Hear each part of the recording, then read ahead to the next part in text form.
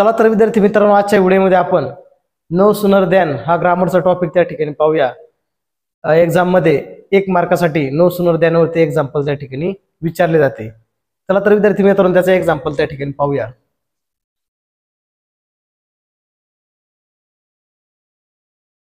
He became rich, but he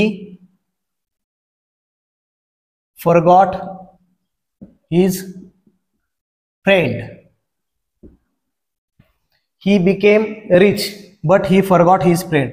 bracket मध्ये instruction विचारले जाते. यूज नो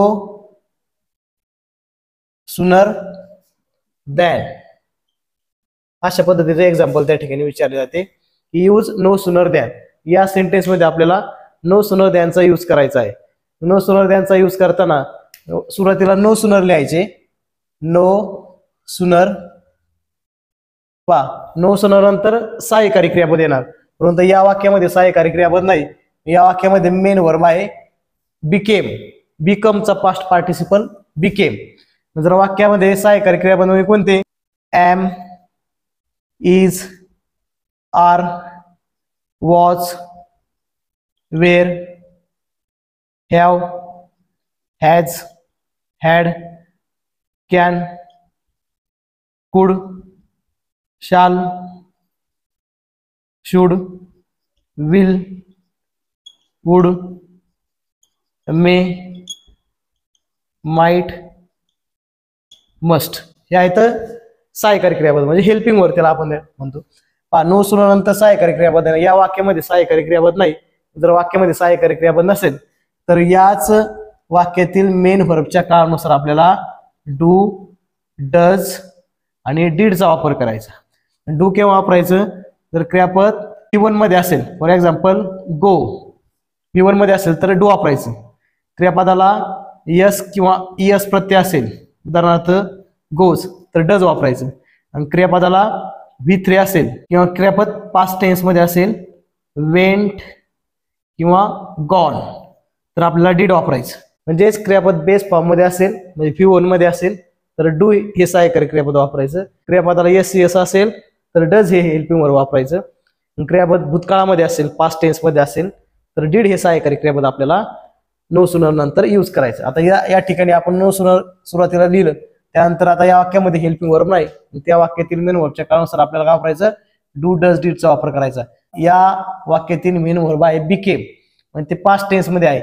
मग आपल्याला नो सुनर नंतर डीड हे सहाय्यकारी क्रियापदाचा वापर करायचा. नो सुनर डीड, त्याच्यानंतर सब्जेक्ट. नो सुनर डीड ही, आता याचा पास्ट टेन्स जाणार, क्रियापद मूळ रूपामध्ये येणार म्हणजे बेस फॉर्म मध्ये येणार. No sooner did he become rich, but काढून टाकायचं, त्या जागेवरती दॅनचा वापर करायचा. Then he forgot his friend. अशा पद्धतीने आपण या वाक्यामध्ये नो सुनर दॅनचा यूज केला. वाक्यामध्ये सुरुवातीला नो सुनर वापरलं, त्याच्यानंतर सहाय्यकारी क्रियापद, आणि ज्या वाक्यातील कोऑर्डिनेटिंग कंजक्शन असेल अँड, बट, ऑर, एट, ती रिमूव्ह करायची आणि त्या जागेवरती दॅनचा वापर करायचा. नेक्स्ट एक्झाम्पल पाहूया. As soon as the bell rings, school will be over. हे एक सेंटेन्स आहे. नो सुनर दॅनचा यूज करायचा. हे सुरुवातीला ॲज सून ॲज दिलेलं आहे पहा. हे ॲज सून ॲज रिमूव्ह करायचे, त्या जागेवरती नो सुनरचा यूज करायचा. नो सुनर, सुरुवातीला नो सुनर लिहायचे. नो सुनर नंतर आता या वाक्यातील हा सब्जेक्ट आहे द बेल, आणि हे मेन वर्ब आहे, पण त्याला यस यस प्रत्यय आहे. जर यस यस असेल तर नो सुनर नंतर कोणतं सहाय्यकारी क्रियापद वापरायचं? डज. नो सुनर डज, त्याच्यानंतर सब्जेक्ट द बेल. आता इथे डजचा वापर करायला क्रियापदाचा यस यस जाणार, क्रियापद मूळ रूपामध्ये येणार म्हणजे बेस फॉर्म मध्ये येणार. No sooner does the bell ring, single inverted comma जागेवरती दॅनचा वापर. Than school will be over. अशा पद्धतीने आपण या वाक्यामध्ये नो सुनर दॅनचा वापर केला. सुरुवातीला नो सुनर लिहिले, त्याच्यानंतर सहाय्यकारी क्रियापद, त्याच्यानंतर सिंग्युलेटेड कॉमा जागेवर दॅनचा वापर केला.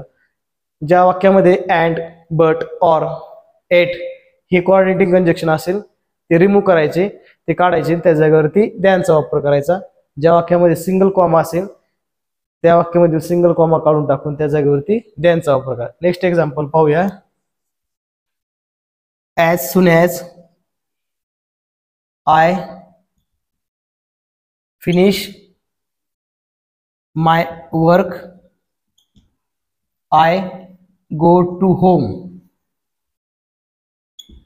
पहा हे एक्झाम्पल आहे. याच्यामध्ये आपल्याला as soon as दिलेलं आहे. पहा as soon as च्या वाक्यामध्ये सुरुवातीला as soon as जर असेल तर ते रिमूव्ह करायचे, त्या जागेवरती नो सूनर आहे. नो सूनर सुरुवातीला नो सूनर लिहिले. आता या वाक्यामध्ये सहाय्यकारी क्रियापद नाही. Am, is, are, was, were, have, has, had, do, does, did, can, could, shall, should, will, would, may, might, must.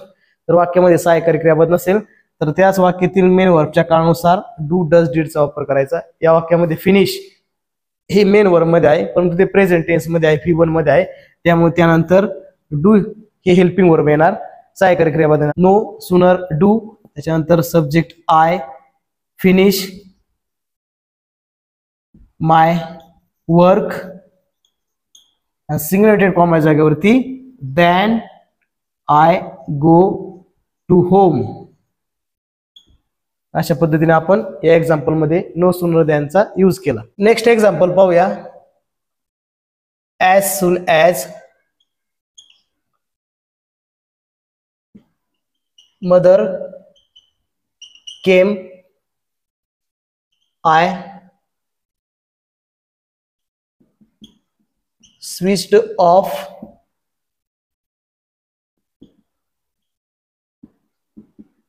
Television. हे एक एक्झाम्पल आहे. ॲज सून ॲजचा वापर केला आहे वाक्यामध्ये सुरुवातीला. As soon as mother came I switched off television. पहा या वाक्यामध्ये नो सूनरचा वापर करताना ॲज सून ॲज रिमूव्ह करायचे, त्या जागेवरती नो सूनर त्या ठिकाणी घ्यायचे. नो सूनर सुरुवातीला नो सूनर येणार. या वाक्यामध्ये मदर हा सब्जेक्ट आहे, केम हे मेन वर्ब आहे, परंतु ते पास्ट टेन्स मध्ये आहे. पास्ट टेन्स मध्ये जर असेल तर आपल्याला नो सूनर नंतर डीड ह्या सहाय्यकारी क्रियापदाचा वापर करायचा. नो सूनर डीड, त्याच्यानंतर सब्जेक्ट मदर, इथं डीडचा वापर केला याचा भूतकाळ जाणार, क्रियापद बेस फॉर्म मध्ये येणार म्हणजे मूळ रूपामध्ये येणार. मदर कम, त्याच्यानंतर सिंग्युलेटेड कॉमा जागेवरती then I switched off television. अशा पद्धतीने आपण या वाक्यामध्ये नो सूनर दॅनचा यूज केला. नेक्स्ट एक्झाम्पल पाहूया. I had graduated I got a job. हे एक एक्झाम्पल आहे. I had graduated single comma I got a job. या वाक्यामध्ये आपल्याला नो सूनरचा वापर करायचा. सुरुवातीला नो सूनर येणार, नो सूनर. आता या वाक्यामध्ये ऑलरेडी हॅड हे सहाय्यकारी क्रियापद आलेलं आहे. नो सूनर हॅड आय, त्याच्यानंतर subject I, graduated then I got a job. No sooner had. आता या ठिकाणी पास्ट परफेक्ट टेन्स आहे. इथे हॅड ऑलरेडी सहाय्यकारी क्रियापद आलेला आहे, त्यामुळे याचा भूतकाळ जाणार नाही, तो तसाच राहणार. No sooner had I graduated सिंग्युलेटेड कॉमा जागेवर than I got a job. अशा पद्धतीने या वाक्यामध्ये आपण नो सूनर दॅनचा यूज केला. आपण जर या चॅनलवरती नवीन असाल तर चॅनलला सबस्क्राईब करा. येणारे नवीन व्हिडिओ पहा.